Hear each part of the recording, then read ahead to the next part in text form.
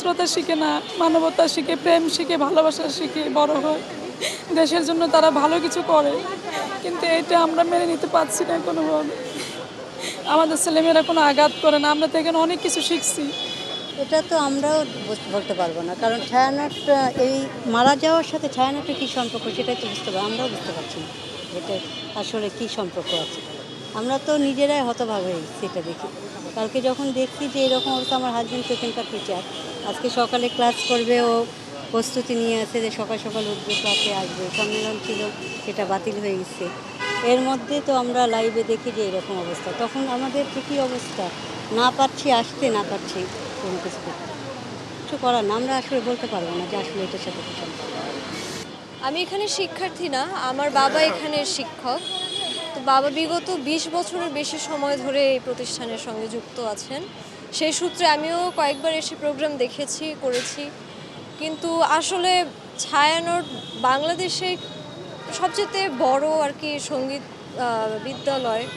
এখানে হামলা করা মানে আমাদের উপর একটা মানে আমাদের মেরুদণ্ডে আঘাত করার মতো অবস্থা। তো এত খারাপ লেগেছে, গতকাল রাত থেকে আমরাও না ঘুমিয়ে আছি। আমি বাবাকে বললাম, বাবা প্রস্তুতি নিয়েছিলেন যে সকালে এসে ক্লাস করাবেন, সেটা তো হলো না। এখন আশা করি ঠিক হয়ে যাবে সিচুয়েশন, দেখা যাক কি হয়।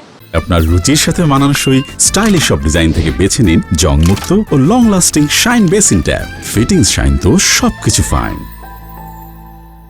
আর আপনাদের মিডিয়ার মাধ্যমে বলে দিতে চাই,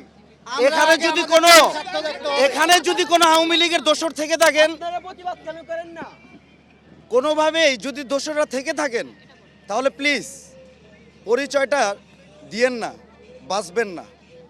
ছাত্র জনতা এখন কিন্তু খুবই, দেখছেন না আপনাদের মায়ের, আপনাদের বাবার বাড়ির শ্বশুর, মানে কি বলবো, আপনাদের মামা বাড়ির যেই সংবাদ সম্মেলনের কেন্দ্র, দেখছেন তো কিভাবে কি করছে, একটু স্মরণ রাখেন।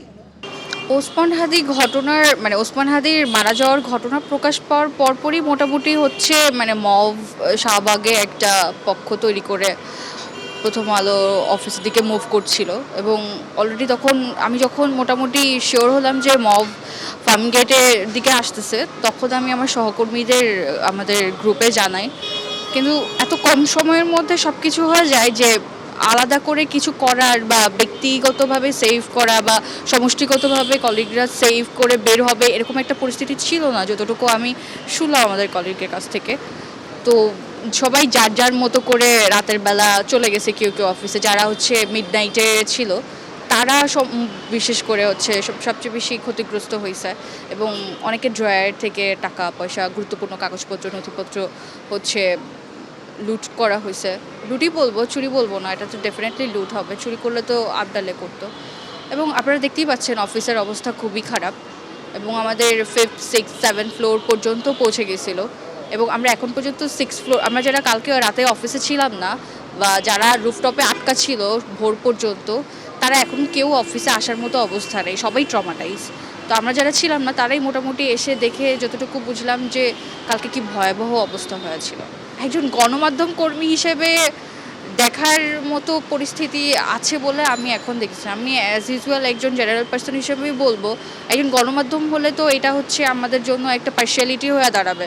সবাই বলবে যে গণমাধ্যম কর্মী হিসেবে যেহেতু বলতেছে তো খারাপই লাগবে, কিন্তু আমি যদি একজন জেনারেল মানে পাবলিক হিসেবে বলি, এটা কোনো কালেই কাম্য না যে একটা মিডিয়ার ওপর ক্ষোভ জেরে আর যারা এই মব সৃষ্টি করে, এটা উদ্দেশ্য প্রণোদিত ছাড়া আর কিছুই না আমার কাছে মনে হয়।